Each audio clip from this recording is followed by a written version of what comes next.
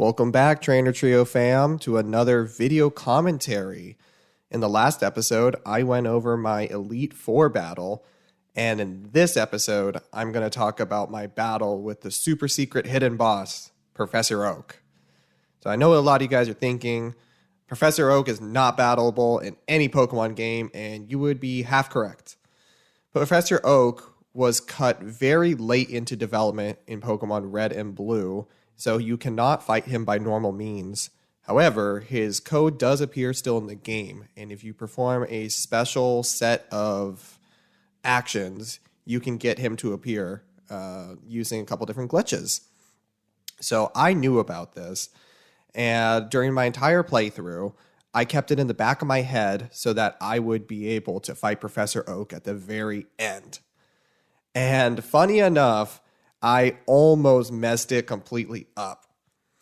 So, for example, I was using something called the Mew glitch.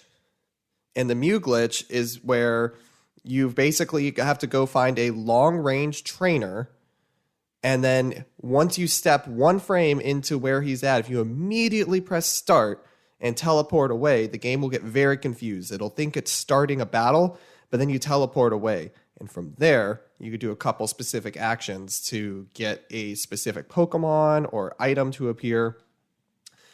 And I did this initially in the game to get a Mew. You do something with there are two long-range trainer in the game who you can do this with. So I used the first one. I knew there was one more, and I purposely did not battle him the entire time so that I could activate this glitch. So here I am, I've defeated the Elite Four, I'm all done, ready to do my final Professor Oak battle. And I realize the second part of this glitch is to fight one more trainer who is not a long-range trainer. And I realized I've defeated every other trainer except the one that I need to teleport away from. And I got really nervous at this point, doing a bunch of research. And this is where I came to find out that there is one other small thing you can do to get this glitch to activate. And I followed it, and I got very, very lucky here. So unfortunately, my video capture starts partway through. So I'll explain real quickly what I did to get to this point. So, although you cannot use your menu or do various other things, you can still use a PC. So using the PC, I was able to go in there, and you know what? Let me just show you. We're going to start the footage right here. Let's jump into it. Start up by booting up my Game Boy player. As I mentioned last time, I had the luxury of being able to use actual hardware. I still have a functioning GameCube, an Elgato capture card, a Game Boy player. I think you add up all of the costs for these things nowadays, and it's a ridiculous amount of money that people pay to get all this stuff. But hold on to your old games, boys and girls. So after performing the Mew glitch, I teleported to the Pokemon Center here and switched boxes. That saved my game. So the Mew glitch is still here. From here, what I had to do here in Fuchsia City is now go up to this boulder and use strength and push it one frame to the right. From there, I can now leave and go into the route to the right of Fuchsia City here. Now, if you asked me what this was doing, I couldn't tell you. It's manipulating some code. So you could see, though, I don't know if you saw that there, my rare candies are all out of whack. And the reason for that is because I performed the missing note glitch to level up my Moltres to level 85. And I can explain what that does there as well. So I'm walking around in the grass to get a wild encounter. Let me tell you, Bellsprout was not what we needed for this glitch. So I'm going to send out Fire Turkey, the Moltres, and just run away. Oh, Here's our second encounter. Is it what we want? Yes, ditto. Okay. So going over the whole glitch again, I went to a long-range trainer and I teleported away, and that deactivated my start menu. However, when I went to the Pokemon box and changed boxes, it saved me and reactivated my start menu. From there, I move the boulder. I don't know what that does. And then I go out here, and I'm now fighting a Ditto that has transformed into my level 85 Fire Turkey. And the reason for that is because to get Professor Oak, your Pokemon needs to have a very special, very distinct special stat. It needs to be number 226. Only so many Pokemon can even get that high. And I tried doing this with my Mewtwo. Mewtwo was already above this stat. I couldn't get it. So I used my Moltres and I performed the Missing No glitch to get infinite rare candies. That's why I leveled up Fire Turkey here to the 80s. That got me the exact special stat I needed. So now I need to defeat this Pokemon with this special stat. Ditto, when it transformed into my Moltres, got the same special stat as my Fire Turkey, as my Moltres. So now I am fighting a Pokemon with a 226 special stat. That's why this is so important, because you cannot just find a Pokemon like that in the wild. It has to be very specific. Now, I'm sure you've been watching and not understanding what I've been doing. To get Professor Oak, you need to growl 6 times in a row. At least to get the very specific Professor Oak that I wanted, because there's 3 different Professor Oak teams that you can fight. 1 per each starter. So I wanted the one that was tailored exactly to my Venusaur. Because Professor Oak is supposed to have the one starter Pokemon that you and your rival did not choose. So I chose Charmander, my rival chose Squirtle, so we needed him to choose Bulbasaur. Anyways, that took so long. I got to talk over all of that because it kept using Fire Spin on me and I couldn't do my growl. Finally, I defeated him, and I can fly back to Lavender Town. And the reason for that was my long-range trainer was in the Lavender Town route, so I need to head back into Lavender Town for this. I start with Purdy at number 1, and all I need to do now is enter the route that the trainer was in, press B, and let's do it. Professor Oak himself, and let me tell you how happy I was to get here. I have never done this in my entire life, so executing this glitch felt so good. He starts with a level 66 Tauros. That is one of the strongest Pokemon in the game, and it's level 66. I used Body Slam to try and get his HP down a bit.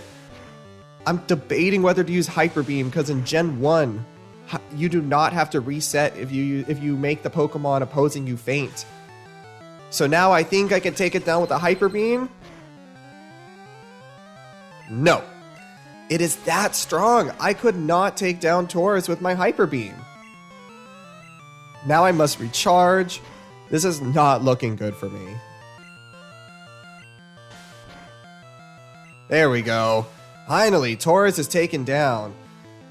Who's to say that a cat can't take down a bull? Professor Oak is now about to send out Executor.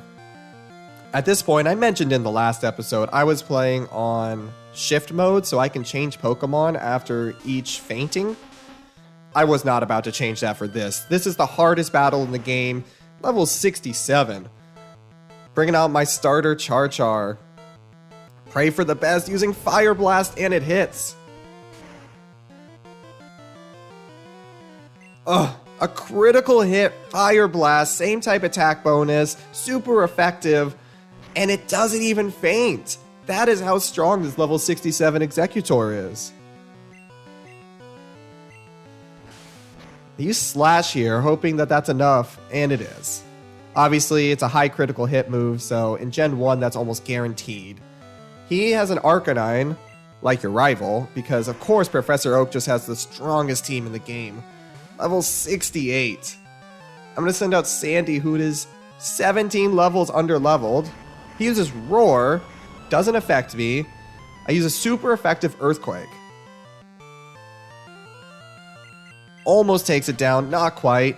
He uses Takedown. Does a lot less than you would expect there. Ooh, and I'm able to get past his Arcanine unscathed.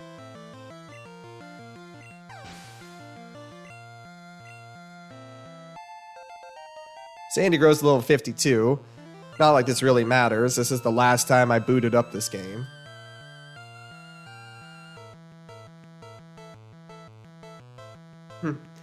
I am very much deciding who to send out here, but I'm going to go with Greg. So there's the Venusaur. That goes back to why we used Growl so many times.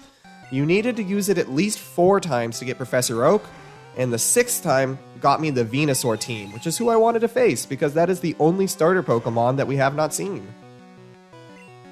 Oh, level 69. This is the strongest Pokemon we've seen so far. Ooh, and it uses Sleep Powder. Unlike the Elite Four, I'm trying my best right here not to use items, because this is consequential. I know that I may not win if I don't use items.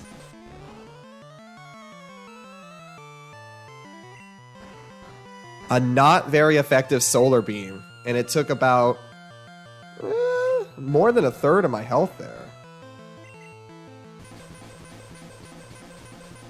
Ugh, this is killing me. And of course I get the critical hit here. I wake up, and of course in Gen 1, oh, and he puts me to sleep again. In Gen 1, you waste a turn to wake up. Of course I woke up there. My Sleep Powder doesn't hit. What terrible luck. Both of his Sleep Powders hit. The first time I was asleep for 4 turns, the next time only 1.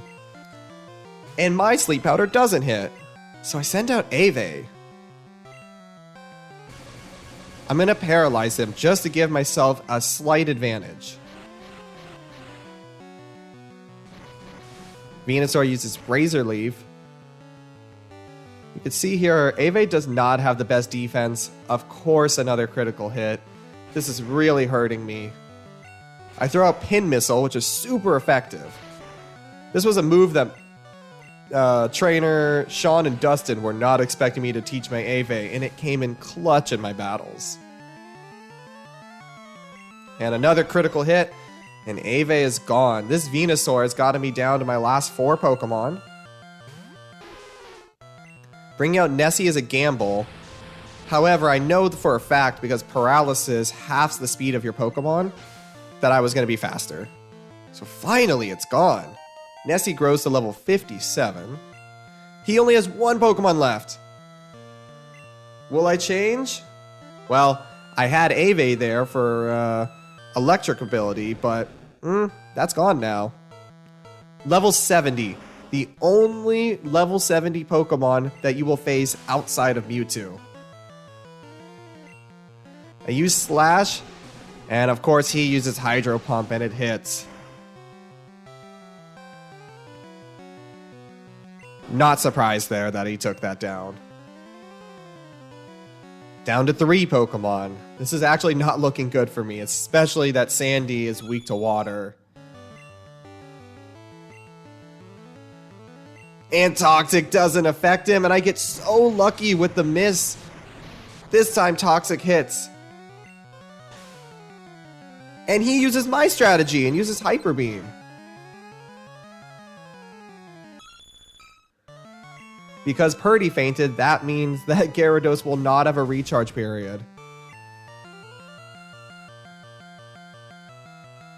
I didn't know what to do here. Not like it really mattered. Hydro Pump hits again, enough to take down Sandy.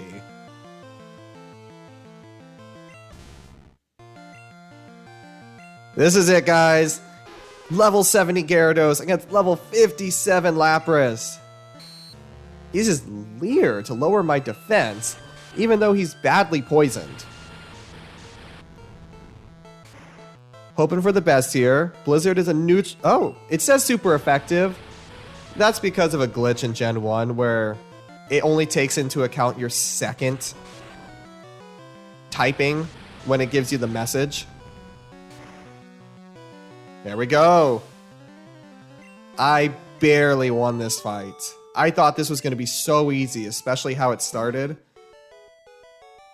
You see, that didn't seem too right there. But I get 7,000 Poké Dollars. And that's it. That was my battle with Professor Oak, the glitch Pokemon trainer. I am so glad that that is still in the code and that you can fight him without using any external factors.